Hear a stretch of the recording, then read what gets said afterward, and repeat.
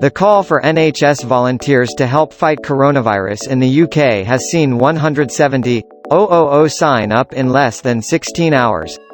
Health Secretary Matt Hancock said volunteers would help boost the government's ability to protect those most vulnerable to COVID-19 and provide vital support for medics. Announcing the plans to set up an army of volunteers, he earlier said, "We are seeking 250,000 volunteers, people in good health, to help the NHS, for shopping, for delivery of medicines and to support those who are shielded to protect their own health." Launching the appeal for help, Dr. Nikki Kanani, GP and NHS Director of Primary Care, said, "Coronavirus is the biggest challenge we have ever faced, which is why we're rallying the troops and telling the public, your NHS needs you." Across the country, people are playing their part in the fight against the virus by staying home for the next 12 weeks, to protect themselves, others and the NHS. But many of those shielding will need our support to do that, and by signing up to be an NHS volunteer responder, people who are well can do their bit. 2. This is one of those once-in-a-lifetime moments where a single action from one person can be the difference between life and death for another, and simple acts of kindness are going to make all the difference in keeping some of the most vulnerable people well and out of hospital.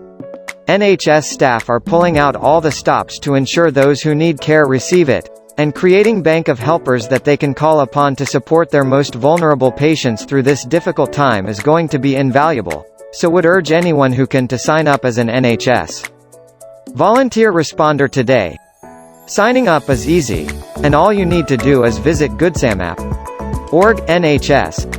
Once you have registered, you can be called on to take on one of the tasks.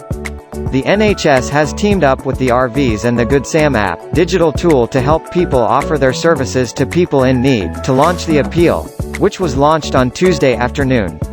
Mr. Hancock also announced new hospital will be opened at the Excel Centre in East London.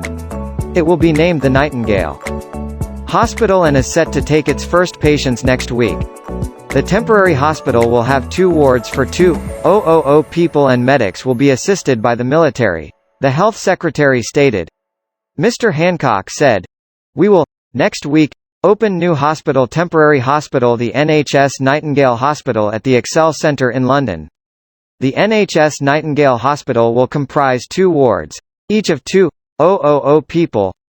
With the help of the military and with NHS clinicians, we will make sure that we have the capacity that we need so that everyone can get the support that they need."